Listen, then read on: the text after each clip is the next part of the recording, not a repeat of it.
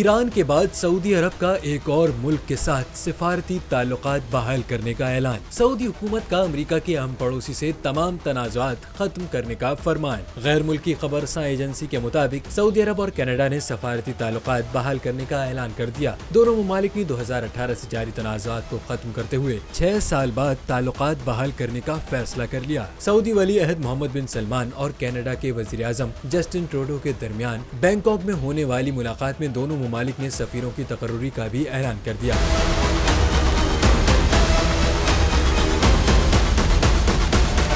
जारी करदा एलामिये में कहा गया कि कनाडा और सऊदी अरब के दरमियान सिफारती ताल्लुकात की बहाली दोनों की ख्वाहिश थी, जिसकी बुनियाद पर बाहमी एहतराम और मुश्तरका मुफादात को मद्देनजर रखते हुए फैसला किया गया। कनाडा की जानिब से जारी एलामिया में कहा गया है कि पहले मरहले में सफीरों की तकर्रुरी का अमल मुकम्मल किया जाएगा और फिर सऊदी अरब पर आयद पाबंदियाँ उठाई जाएंगी। वाज़ेह है कि सऊदी अरब और कनाडा के दरमियान ताल्लुकात तुर्की में सऊदी सहाफ़ी जमाल खशोगी के कत्ल और इसके बाद मुमलिकत में होने वाली गिरफ्तारियों के बाद खराब हुए थे, जिस पर दोनों ममालिक ने अपने सफीरों को वापस बुला लिया था।